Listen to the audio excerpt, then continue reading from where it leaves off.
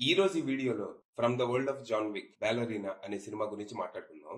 అనా they ఆర్మస్ lead గా కియానూ Reeves special role లో లెన్ వైజ్మన్ డైరెక్షన్ లో వచ్చిన యాక్షన్ థ్రిల్లర్ ఇది. ఈ సినిమా స్టోరీ ఏంటి, దీని మీద నా ఒపీనియన్ ఏంటనేది ఇప్పుడు తెలుసుకుందాం పదండి. ముందుగా ఈ సినిమా స్టోరీ ఏంటంటే, ఈ కథ జాన్ విక్ 3 కి 4 కి మధ్యలో జరుగుతుంది. ఇందులో మన హీరోయిన్ ఈవ్ కి 10-12 ఏళ్ళు ఉన్నప్పుడు ఓ మిస్టీరియస్ కల్ట్ ఒకటి వాళ్ళ అమ్మా నాన్నల్ని చంపేసి తనని కిడ్నాప్ చేయాలని ట్రై చేస్తారు.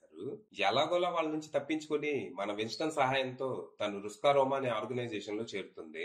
అక్కడ అమ్మాయిలకి బాలరీనాగా ట్రైనింగ్ ఇవ్వడంతో పాటు అసాసిన్ అవ్వడానికి అవసరమైన స్కిల్స్ కూడా నేర్పిస్తూ ఉంటారు.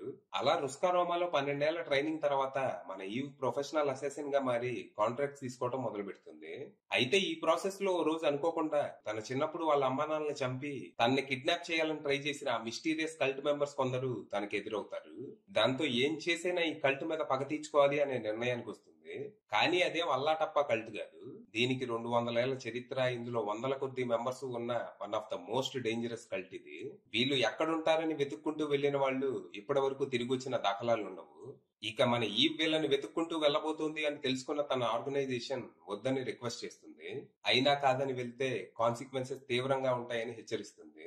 మరి ఈ పరిస్థితుల్లో మన ఈవ్ ఏం చేసింది? అసలు ఈ కల్ట్ కి మన ఈవ్ కి సంబంధం ఏంటి? వాళ్ళ అమ్మా నాన్నల్ని చంపి మరి తన్నెందుకు కిడ్నాప్ చేయాలనుకున్నారు? అసలు ఈ కల్ట్ వెనుక ఎవరున్నారు? ఇంతకీ ఆ కల్ట్ జోలికి వెళ్లొద్దని రుస్కారోమా ఈవ్ కి ఎందుకు వార్నింగ్ ఇస్తోంది? కేవలం కన్సర్నా, లేకపోతే వేరే ఉద్దేశం ఏదైనా ఉందా? చివరికి రివెంజ్ కోసం మన ఈవ్ ఎంత దూరం వెళ్ళింది అనేది మీరు సినిమా చూసి తెలుసుకోవాలి. ఇక ఈ సినిమా బాగుంది, నాకైతే నచ్చింది. కథాకథనాలు అంత గొప్పగా లేకపోయినా యాక్షన్ సీక్వెన్సెస్ మాత్రం అదిరిపోయాయి. ప్రతిదీ ఒకదాన్ని మించి ఒకటి ఉండేలా డిజైన్ చేసుకున్నారు. తమ క్రియేటివిటీ అంతా ఇందులోనే చూపించేశారు. అసలు 80% మూవీ ఫైట్సే ఉంటాయి, కానీ అన్ని చాలా క్రియేటివ్ గా ఉండటంతో అస్సలు బోర్ కొట్టదు. ఈవ్ గా అనా దే ఆర్మస్ అద్దరు కొట్టేసింది. నో టైమ్ టు డైలోనే తనలో ఉన్న యాక్షన్ స్టార్ ని మనకి పరిచయం చేసిన తను ఈ సినిమాతో నెక్స్ట్ లెవెల్ కి వెళ్ళిపోయింది. అసలు ఏమన్నా చేసింది ఆ ఫైట్లు. బెస్ట్ థింగ్ ఏంటంటే, సినిమాలో ఒక్కసారి కూడా తను ఫైట్ చేసేటప్పుడు ఇది కొంచెం ఓవర్ గా ఉందే అనే ఫీలే రాదు. అప్పుడప్పుడు మనం హీరోలు చేసే ఫైట్లు చూసే అబచా అంటా ఉంటాం. ఇక ఒక అమ్మాయి 100 మందిని చంపుకుంటూ వెళ్తుందంటే ఐ రోల్ చేసే వాళ్ళు చాలా మందే ఉంటారు. కానీ ఇక్కడ అలాంటి వాటికి అవకాశం లేదు. సినిమా స్టార్ట్ అవ్వటమే అమ్మాయిలు అబ్బాయిల కంటే చిన్నగా, ఫిజికల్ గా వీక్ గానే ఉంటారు. వాడు బలం వాడితే నువ్వు బుర్రవాడు, అవసరం అయితే చుట్టూ ఉన్న వస్తువులు కూడా వాడు, ఫైట్ లైక్ ఏ గర్ల్ అని సినిమాని మొదలెడతారు. ఇక సినిమా అంతా తను ఇదే ఫాలో అవుతుంది. గన్ను, గొడ్డలి, ప్లేటు, ఫ్లేమ్ థ్రోవర్ ఇలా చేతికి ఏది దొరికితే దాంతో ఫైట్ చేస్తూ ఉంటది. యాక్చువల్ గా ఇది ఒక ఆరిజిన్ స్టోరీ. ఈవెన్ అమ్మాయి అసలు అసాసిన్ గా ఎందుకు మారాల్సి వచ్చింది, దానికి తను తీసుకున్న ట్రైనింగ్ ఏంటి, ట్రైనింగ్ అయ్యి అసాసిన్ గా మారాక ముందుగా తను చేసిన పనులేంటి అనేది ఇందులో చూపిస్తారు. ఫోకస్ అంతా తన మీదే ఉంటది. అసలు తను ఏం చేయగలదు, తన తెలివితేటలు ఏంటి, తన కెపాసిటీ ఏంటి అనేది మనకి క్లియర్ గా చూపిస్తారు.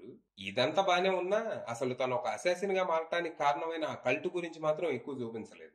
ఆ కల్ట్ వెనుకున్న లోర్ ఇంట్రెస్టింగ్ గానే ఉంది, కానీ దాన్ని సరిగ్గా ఎక్స్ప్లోర్ చేయలేదు అనిపించింది.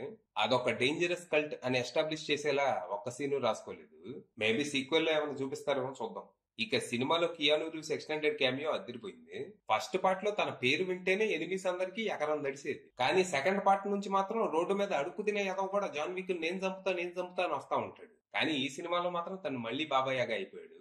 Boogie man is back. ఇక టెక్నికల్ గా కూడా సినిమా సాలిడ్ గా ఉంది. Cinematography, production values, background score అన్ని అదిరిపోయాయి. సినిమా విజువల్ గా చూడటానికి చాలా బాగుంది. యాక్షన్ మూవీస్ ఇష్టపడే వాళ్ళకి ఈ సినిమా విందు భోజనం అనే చెప్పాలి. ఒకవేళ మీకు జాన్ విక్ ఫ్రాంచైజ్ నచ్చుంటే ఈ సినిమా కూడా ఖచ్చితంగా నచ్చుతుంది. అది విషయం.